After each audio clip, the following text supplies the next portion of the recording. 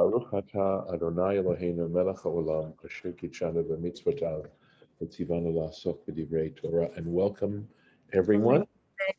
And let's take a look at what psalm we're doing today. So, Psalm 81. There's all these Asaph psalms. The psalmist calls Israel to sing joyously to God in thanksgiving for their deliverance from Egyptian servitude. This psalm was sung in the temple on Rosh Hashanah because the Israelites stopped working as slaves on that day, 6 months before the actual Exodus. Lam Natzer, upon the Gittit, a psalm of Asaph. Sing joyously to God our strength. Harninu lelokim uzeinu. Shout for joy to the God of Jacob. Take up the hymn, sound the drum, the pleasant harp and the lute. Blow the shofar on Rosh Chodesh, at the appointed time for our feast day. For it is a statute for Israel, a day of judgment of the God of Jacob. As a testimony for Yehosaphat, he ordained it when he went out over the land of Egypt, where in unfamiliar language I heard. From the burden I removed his shoulder, his hands were removed from the cauldron. In distress you called out, and I released you. I answered you, though you called in secret. I answered you thunderously. I tested you at the waters of Meribah, Selah. Hear my people, I will testify about you. Israel, if you would just listen to me, let no strange God be within you, nor bow before a foreign God. I am Adonai your God, who brought you up from the land of Egypt. Open your mouth wide, and I will fill it. But my people did not heed my voice, and Israel did not want me. So I sent them to follow their heart's desires. Let them follow their own devices. If only my people would heed me. If Israel would walk in my ways, I would immediately subdue their enemies and turn my hand against their tormentors. Those who cause hate of Adonai deceive, in other words, pretend obedience to him, but their time of punishment will be forever. But God, he would feed Israel from the cream of the wheat, and from the rock I would sate you with honey. I actually think this is the psalm for Monday, I believe, the daily psalms. Yes, I believe there's parts of it that are in it. I think the whole psalm actually is Psalm Monday's psalm. Yeah. Okay, let me Yeah. look. All right. Just that my memory is playing tricks with me these days. There are times when I cannot think of words. I know what they mean. I know what I want to refer to, but I just takes me time to kind of come up with it. So who knows what that means, right? It's very common, age-related, Yeah, slower recall. yeah. You know, there's a joke about that, about these two guys that are talking, and he says, you know, I have such a hard time, exactly the situation that I'm talking about. And he says, well, he says, my wife and I went to see a doctor, and he gave us this method how we can avoid that. So he says, really? He says, can you show me that? He says, yes. You know this, there's a flower. It's a really beautiful flower, and it has thorns on it, but the petals, sometimes it has a beautiful, beautiful fragrance, etc. And the guy says, yeah. He says, that's a rose. And the other guy says, yeah. Rose, can you tell this guy the method that this doctor told us how to? Well, Rabbi, you're right. It's a psalm, but it's Thursday. Oh, it's Thursdays. Okay, Yeah. thank you. See? You're welcome. But hey, that's 75% at least. Okay. How many years have I been saying the daily psalm and I couldn't associate which day it went with? Oh my gosh. Scary. Okay, here I know we you go. know which one is the Psalms for Friday and Sunday. Yeah, that's a little easier. You're right about that. Yeah. Vayihiyu Chayyei Sarah, the life of Sarah or the lives of Sarah, if we want to I mean, a Chayyim, of course, is a plural noun. Me'ah Shana, 100 years, Ve'esrim Shana, and 20 years, Ve'sheva Shanim, and 7 years, Shnei Chayyei Sarah. These were the years of Sarah's life. Now, I'm sure that you all can sort of see questions just jumping out of this verse. One general comment, it was a really lovely, it was a sermon I heard many, many, many years ago, was that there are two starot that have, or parshiot, that have the word Chayyim. So there's Chayyei Sarah, and there's also Vayechi, which is the last parsha of Genesis. Chayyei Sarah deals with the death of Sarah, and Vayechi deals with the death of Jacob, and also subsequently Joseph. So it's very interesting that two parshiot that deal with the passing of some great figure are also have the word Chayyim, encapsulated in them. And there are a few takeaways. One is you really can't judge a person's life until it's complete. That's one reason. So in here. So of course, another question that jumps out here is why is Shana, Shana, and Shanim repeated like that? I mean, it certainly could have been put in a more abbreviated way, and that's not the way we normally talk. So why is the Torah expressing it this way? And that, I will tell you, if you don't know it already, is a very famous drush. Vayu Chayyei Sarah me'ah shana ve'esrim shana ve'sheva shanim. L'chach nichtav shana b'chol klal v'chlal. This is the reason why the word shana is written in each and every section here. Lomar lacha, to tell you, shekol echad nidrash la'atzmo, that each one of these numbers has to be interpreted, has its own unique interpretation. So I actually think this, well, I'll just read it for you and then let's see how this goes. But kuf shana, so it said me'at shana, right? Me'at shana, 100 years, kavat kaf lachet, as 20 years for sin. In other words, she was in the 100 years, she was as sinful as a 20-year-old. Ma bat kaf lo fat'ah, just as at the age of 20, she did not sin. Shaharei aina bat onshin. This doesn't make sense at all, by the way, I don't think, because she would not be considered punishable. Af bat kuf belochet. Okay, and likewise, at 20, she was likewise without sin. Uvat kaf kavat sheva leyofi, and at 20, she was as beautiful as she was as a 7-year-old. And I have to tell you that I think this is mixing things up. Because to me, first of all, a 20-year-old, not subject to punishment, to accountability, as opposed to a 7-year-old, and as a girl, the most beautiful at 7 years of age, as opposed to 20. So I have a feeling that this Rashi got mixed up, because it seems to me that it would make more sense that at 100 she was as beautiful as she was at 20, and at 20 she was as sinful as she was when she was 7. Yeah. It just doesn't make sense the way it is, but this is the way it's preserved. It says it's from Genesis Rabbah. I know, but no, that's okay. So the issue is whether the edition of Genesis Rabbah got mixed up too. It just, to my thinking, it just doesn't make sense. And it does make sense if you just switch around, the way the English works. Okay, so look, obviously I'm not the first one to notice that, and I don't recollect if I read anything else anywhere else regarding this. And Sefaria apparently translates it the same way.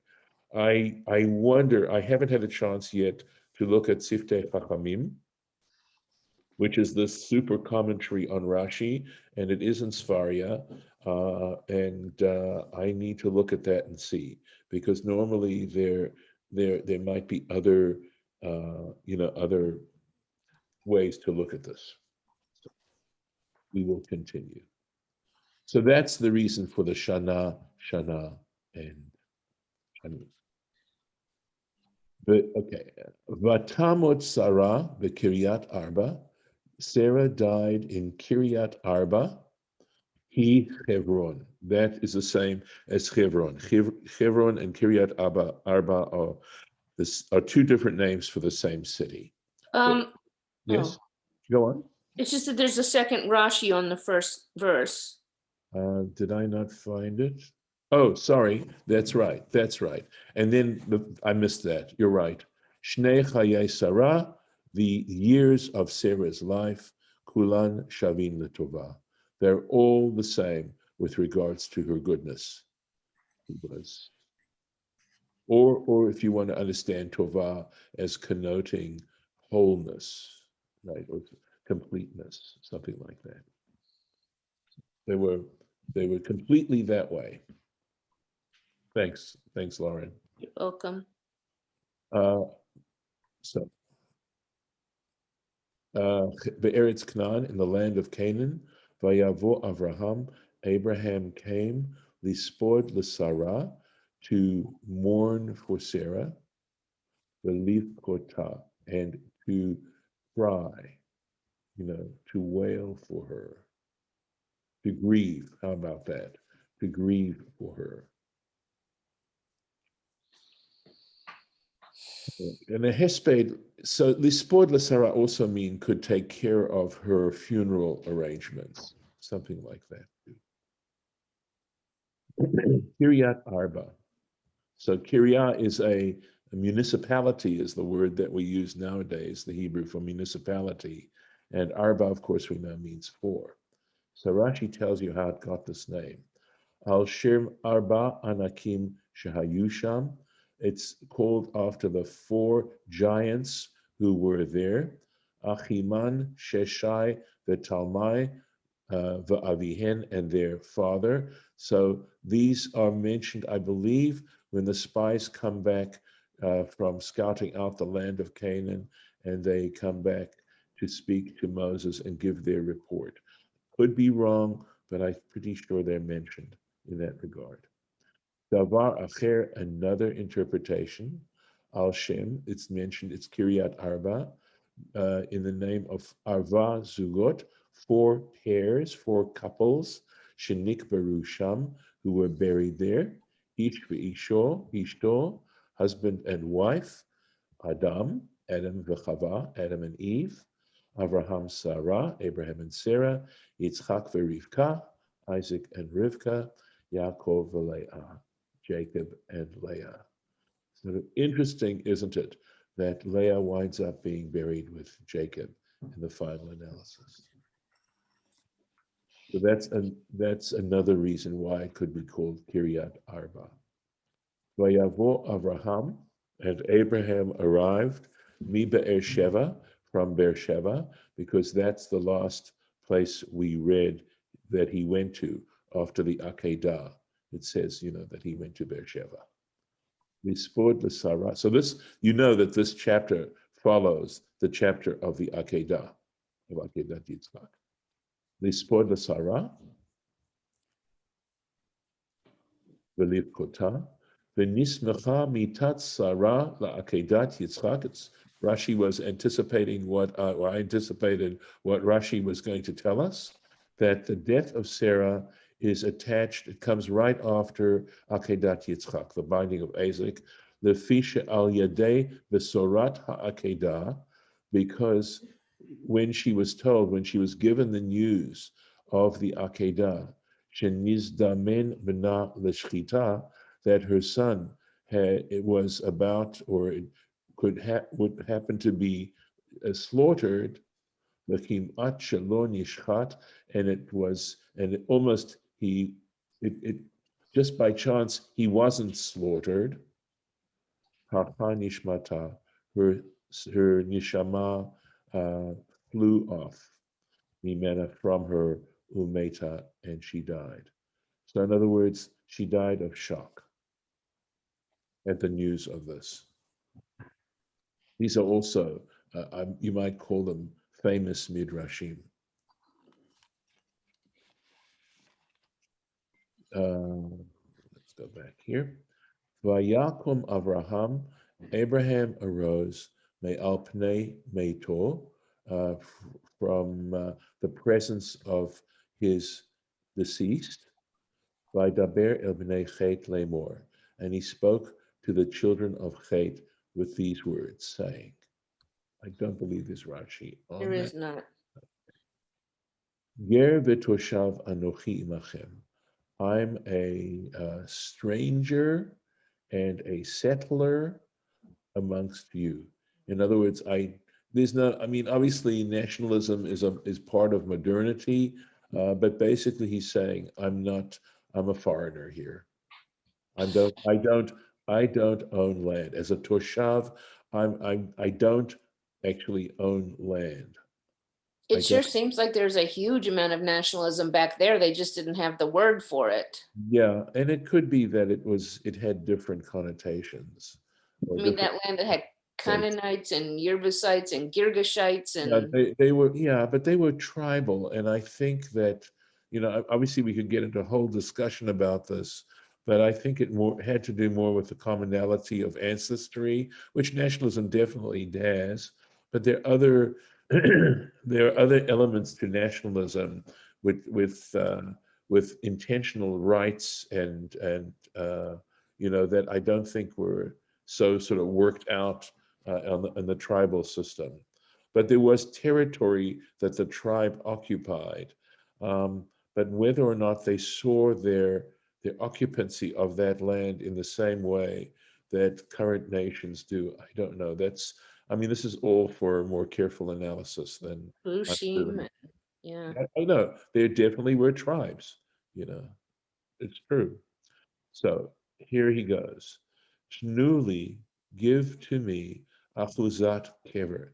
So this is like a holding of kever, of a grave.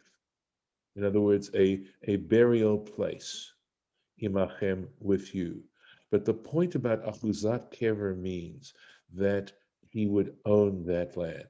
That little bit of territory, if you want to call it that, actually is his possession. And of course, the issue of ownership of land is sort of very interesting because we know that with ownership of land goes certain abilities.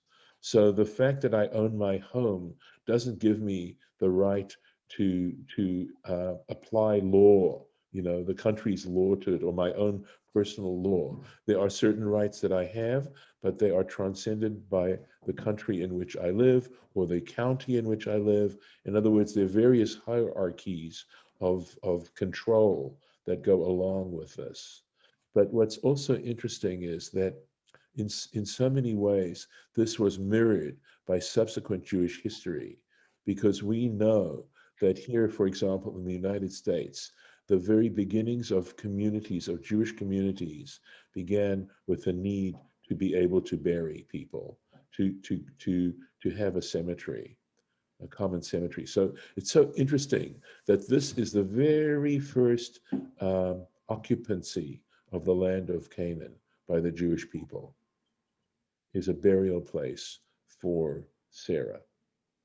So again, I'm sure that a good deal of ink could be spilled, if it hasn't already been, on this particular issue and our relationship to the land. Imachem, with you. Ve'ekbera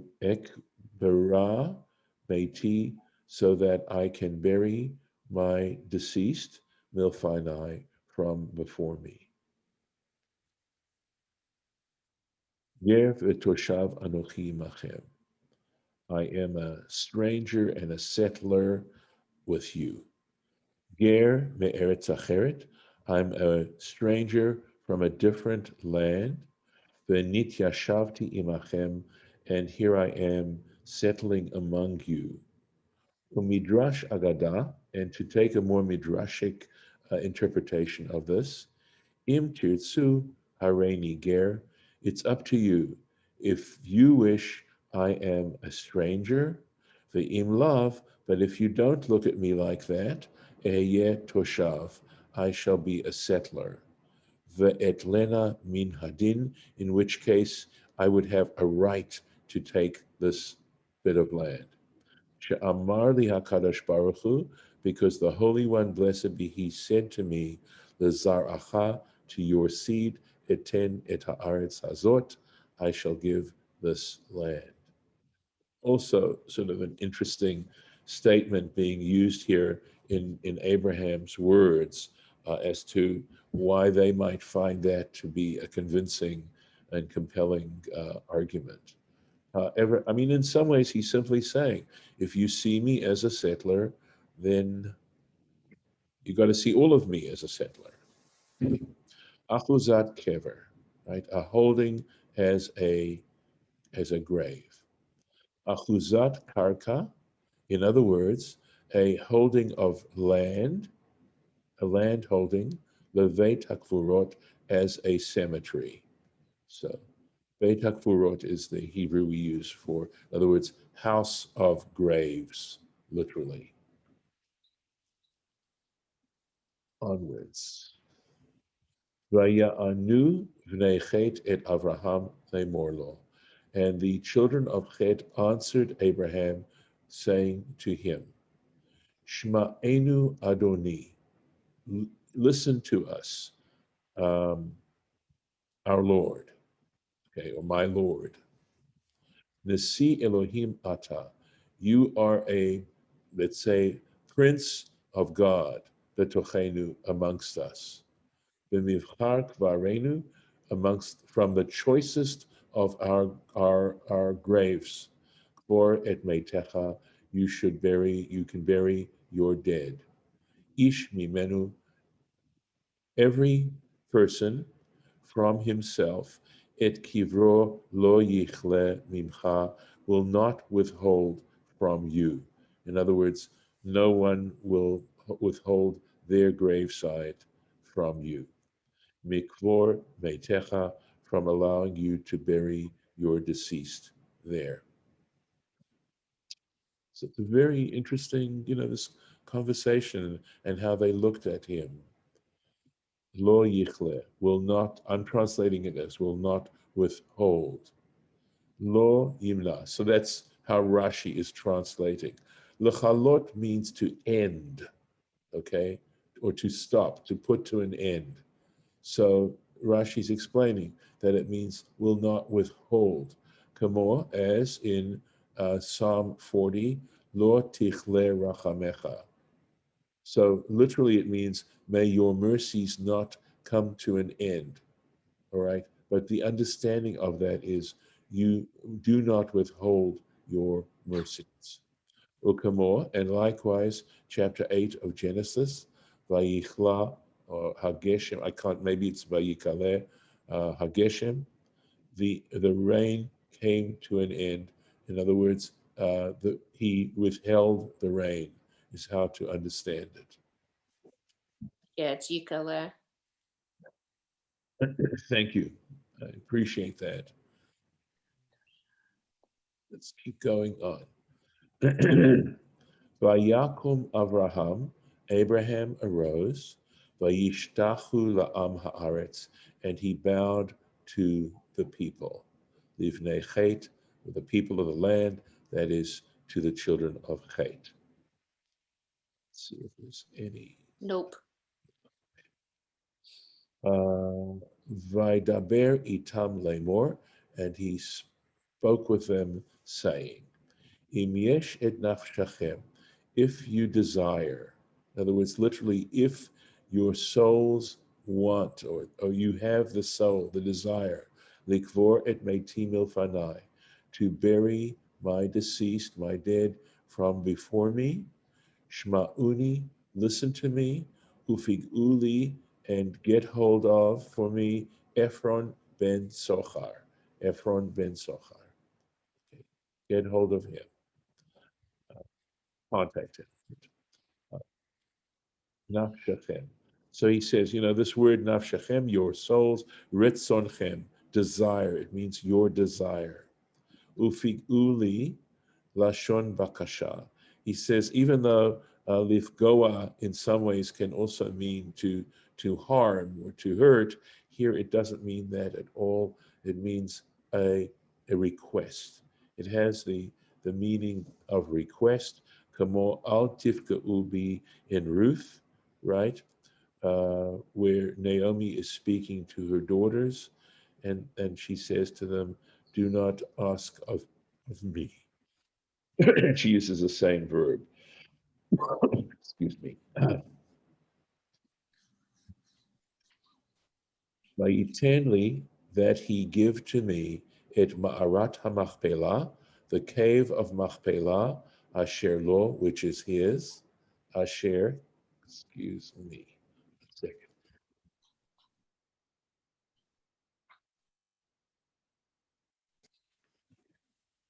which is his, Viktsei sadehu, at the edge of his field, bechesef maleh, for full price, yitnena li, he will give it to me, betochachem, amongst you, le'achuzat kaver, as a holding for a grave, for burial, as a burial, I suppose, burial site would be a good way to translate it. Hamachpelah. So the word kafel means double. So he says, buy it for aliyah al gabav. So there is a house with a second story above it. Davar acher, another interpretation. Shekula, because it is doubled. Bezugot, in pairs. In other words, there's sort of, there are these chambers that it has in which couples can be buried. The kesef maleh, for full silver, literally, or full price. Ashelem kol shaveh, I will pay everything that it is worth. David amar la Aruna, and likewise David said to Aruna, by the way, that is the site of the temple in Jerusalem, is the threshing floor of Aruna the Jebusite.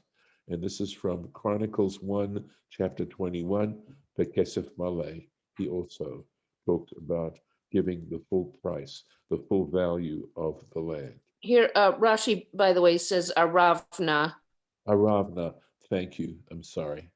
It's okay. Probably should put in the thing. Okay. You can see why I mispronounced it.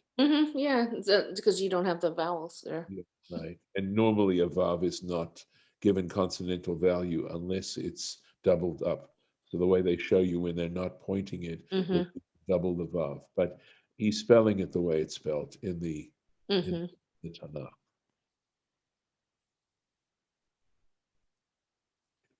All right, so it's 7:58. I'm happy to stop now in case any of you have any reactions you'd like to share. Let me stop that and we'll pick this up tomorrow, God willing. Yeah. I'm going back to the Ger V'Toshav. Yes, yes. Rashi says the Midrash Haggadah. Yes. I'll be a ger or I'll be a toshav. I'll be a ger if you accept me as a ger. If you'll sell me the land as a ger. Mm. If not, I'll be a toshav and I'll claim my right to it. Mm. As if he's kind of making a slightly veiled threat and saying, I have a solid position here. I will depend on your goodness, but if your goodness is not forthcoming, then I'll just demand it as my right.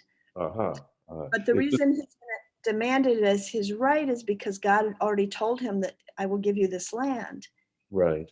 And I'm thinking now, what is the Midrash Haggadah trying to tell us here? Because after all, as a practical matter, if you say to these people, if they say, oh, no, we don't really want to sell you a gravesite, and he says, well, then I'll just take it by rights. And they'll say, what's your right to it? And he'll say, well, God told me that this whole land is going to be mine.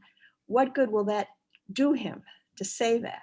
I understand. So that's exactly what I had said at the end of that comment, although I really appreciate your, your spelling it out. Is this a commentary on Rashi in the edition that you have, that you're reading? Is this No, it's just, you figured it out yourself? yeah, Good for ger you. and Good for toshav. you. I'll be a ger if you let me be a ger. Fine, I'm content to be a Yeah, ger for now, even though right. well, I have Yeah. rights. But if you resist me as a ger, I'll move on and be a toshav. So I went in a different direction, okay? Basically paralleling what you're saying, but in a different way. And that is to say that, it's up to you how generous you want to be, all right? So if you treat me as a toshav, then you'll give it to me as my right. That's where I was going with this and choosing to interpret it. In other words, you can either treat me as a ger, and that means I need to purchase it, I have to get it in that particular way. Or if you allow me the status of a settler, then since God has told me that this would, so I did not take it as a threat, but rather an opportunity for them to be generous. As Abraham saying to them, but if you want to treat me as a toshav, that's even nicer. So he starts with so I just went in a different direction. Although Does that change the price of the gravesite? no, Sorry. I mean, I mean, really? either way, it sounds like, I mean, he wants to pay for it anyway, regardless. But possibly it might change the price, Barb. That is an interesting observation. If we go that way, either way, I suppose it changes the price. Either I way, thought a you want to ger interpret it. toshav. Yes, I'm go ahead. sorry. No, it's I okay. thought You a good? I thought a ger toshav was one category, a Yes. stranger who dwells among you. Right. That's later on in rabbinic parlance. Those are categories, but here we are finding it in the Torah, and Rashi's simply trying to spell it out for us, right? So it means I think the way it's translated is resident alien is the way it's typically translated. So, but Rashi's just giving us a chance to sort of play around with this particular terminology. So, because ger and toshav have different meanings, different connotations, right? Ger is a stranger. That's how you treat strangers. A toshav is someone who's settled amongst you, right? So there's a level of, I think, maybe I'm going too far here, but a level of acceptance. So listen, it's 8:03. I actually have a funeral I need to attend at 9 o'clock this morning out in Minnesota. So I'm going to say farewell to our Facebook friends and farewell to our St. Louis and Jerusalem friends, and assuming that you have other things to do. And take care. God willing, I'll see you tomorrow. Take care.